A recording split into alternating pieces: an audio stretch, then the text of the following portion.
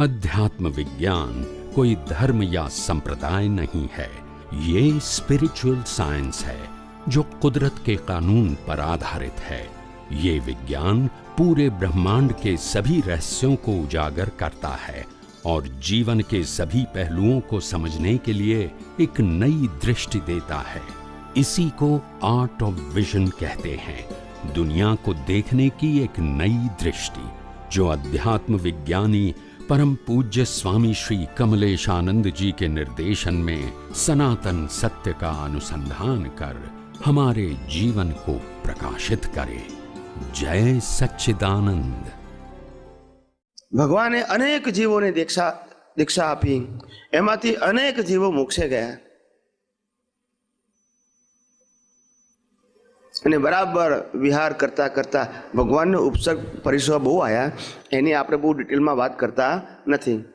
છેલ્લે ભગવાન પાવાપુરીની અંદર નિર્વાણ પામ્યા એટલે એના શરીરનો અંત આવી ગયો અને ભગવાન ક્યાં ગયા? મોક્ષે ગયા। તો અત્યારે જે પાવાપુરી છે કે જ્યાં ભગવાનનો અગ્નિ સંસ્કાર કરેલો, શું કરેલો? એ દેવો કરે। કોણ કરે? ભગવાન। મનુષ્ય તો હોય જ, પણ બધી વિધિ કોણ કરે?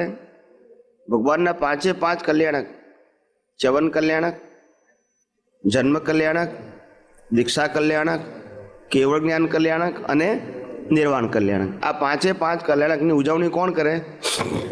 દેવો કરે। સમજાય છે? એમાં મનુષ્ય હોય ના હોય એવું નહીં, પણ બધું સેલિબ્રેશન, આયોજન એ બધું કોણ કરે? ભગવાન કરે। સમજાય છે?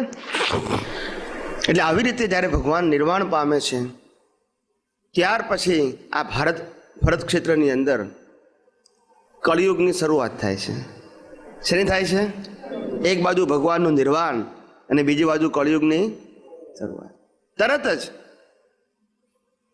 ને આજે એ કળિયુગ ને બેઠે આશરે 2600 વર્ષ થઈ ગયા। કેટલા થઈ ગયા? 2600 વર્ષ।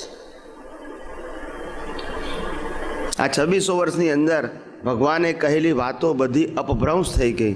શું થઈ ગઈ? સાચું જ્ઞાન રહ્યું નહીં અને સાચું જ્ઞાન ન સમજાવવાથી ક્રિયાકાંડનું જ્ઞાન ધીમે ધીમે વર્ધમાન થવા માંડ્યું। શું માંડ્યું?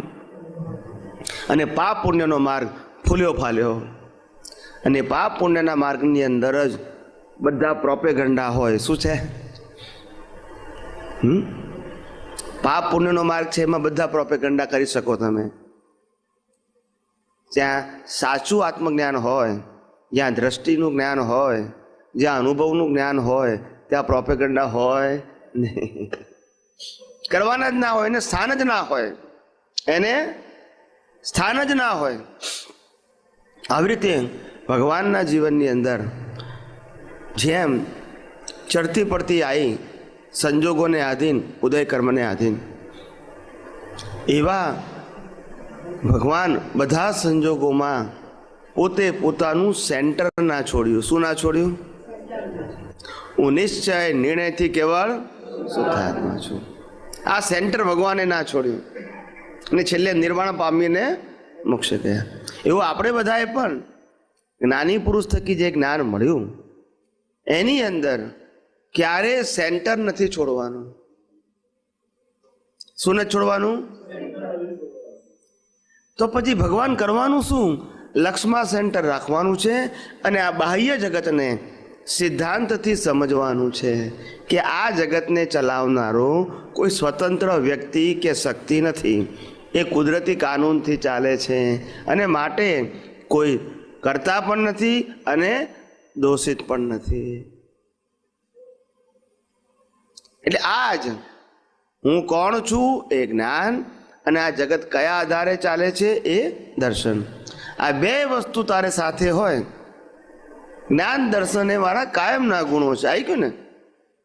એ આ બે જ વસ્તુ તારે લક્ષમાં રાખવાની, બીજું કાંઈ નહીં।